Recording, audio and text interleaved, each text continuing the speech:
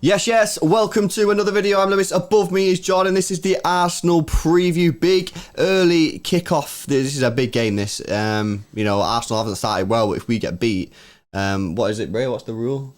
The rule. What's the rule? Basically, if we get beat off Arsenal, then we've had just as bad as a start as Arsenal. Yeah. So people are like saying, "Oh, Arteta's gonna be the first to get sacked and stuff like that." They're having a trash start to the season. I know it's very early on. Do you know what I mean? But we literally had the exact same. We'll be on the same points as Arsenal if we lose. Yeah, so that ain't good. So we could do with a win. You know what I mean, we've all had a bit of a shit week. Blues get the 3 points. Right, before we get into it, guys, I'm going to set a like target. Let's go for 1,000 likes. So please smash the thumbs up on the video if you do enjoy it. Subscribe to the channel if you are new, and hit the notification bell so you don't miss any of our videos. If you want to become an extra club member, help support the channel grow, link is in the description. Massive shout out to our sponsors. It is the guys at Manscaped. Manscaped have just released their brand new Lawnmower 4.0. If you've got a hairy ball sack and it's autumn time, you know, we're coming into autumn time now. Summer is finally going, you know what I mean? Not that we've had much of one. And you want to get some close connections, Bray. Ooh. Then get the closest connection with this, Bray. Obviously, this is actually legit. It's wireless. It's like wireless, Bray, no cordless. It's waterproof. It's got a torch on it for those precision engineered fucking ball shavers. Get all the techniques at manscaped.com. Use code EXTRA and you'll get 20% off and free shipping on your order. It is mega deal. I'm just going to do as much as possible not to talk about City, bro. And I'm fucking going. We keep talking about Manscaped, bro. Yeah, Manscaped going to get an extra special sponsorship. Yeah. Right. Let's get into it then. I think a lot of people feel a bit shit at the moment. I mean, there are some people who are buzzing, you know what I mean? We didn't get a striker, we didn't get a left back, but they're buzzing for the season. And that's fair enough, you know what I mean? I think a lot of people are feeling a bit weird about the season and the transfer window that we've just had. And as Jordan just mentioned, if we don't get the win and Arsenal win, then we're on the same points as Arsenal, who, you know, were in meltdown just a week ago. So it is important to get the 3 points and sort of just get back on track, you know. I almost wish, bro, the transfer window would close now so that we can literally just focus on the season. Because the 3 points, if we can get the win now, get the points, and then obviously it's international break, we can all come back after that. That's another thing. If we get beat off Arsenal, then we got the international break. That's just bad time. It's been a bad period. You know what I mean? Yeah, I definitely want the transfer window to be done now. Do you know what I mean? It's exhausting. It's proper.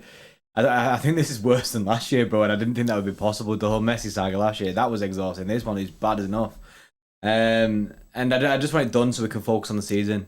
I don't think we're going to sign anyone, so let's just focus on the season now.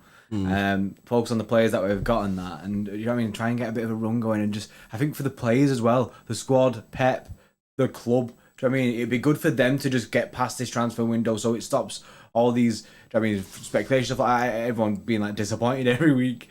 And I think, do you know what I mean, the players would be looking at the same situation of like thinking players are coming in. They'll be thinking, oh, Ronaldo's coming out. They're thinking, oh, Kane's coming.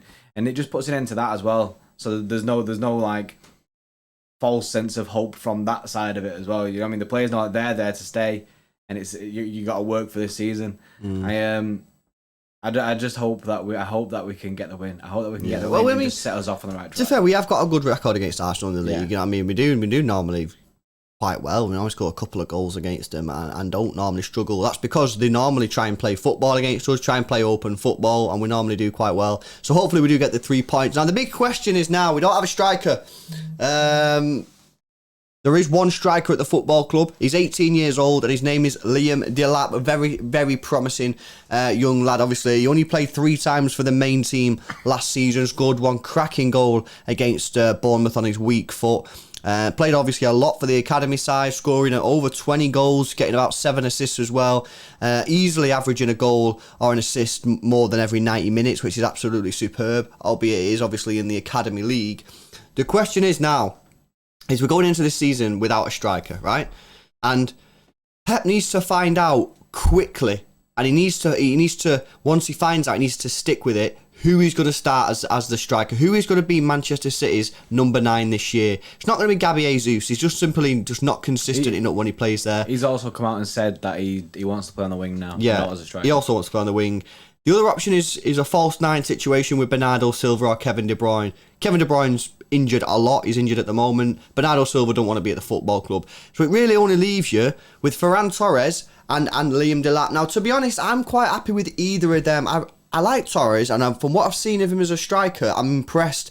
My only problem with Torres is if he's not involved in scoring goals, he doesn't get involved in the games, and he can get lost sometimes. Like, there are some games where you just go, missing. oh, I forgot he was on the pitch, even though, you played 90 minutes. Whereas Liam Delap, much more physical, he'll put himself about, and I think he will try and get involved a little bit more. Either of them, I would be happy with starting up top. But to be honest, guys, I'm just at this point now where I'm just like, fuck it.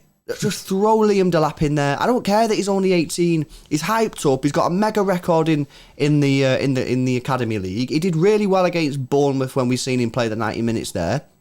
I'm just ready to throw this kid in. You know what I mean? And people say, oh, it's too soon. Well, United do it all the time. They always play like young kids, Greenwood and that. So, we at the end of the day, we don't have a striker. We're running out of options here. You know what I mean? We go back 10 years and we had 4 strikers. We don't have a striker at this football club anymore. So we have to throw someone in.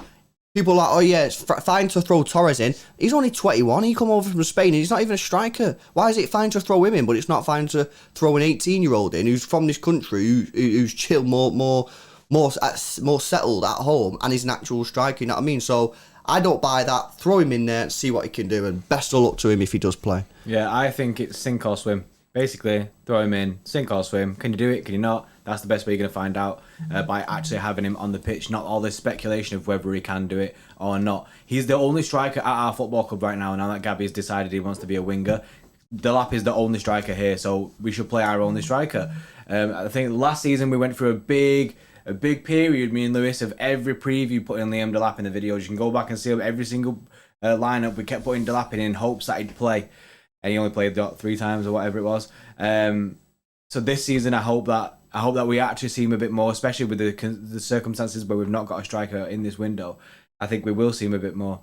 Like you made a good point there about United, bro, about the whole Greenwood thing and Rashford thing. They weren't just worldies at one point, you know what I mean? They were trusted on the pitch. You're just like, oh yeah, we're going to put them on the pitch and see how they can do in it. And then look what happens to them. You consider Rashford to be a starter for United. You consider Greenwood to be a starter for United.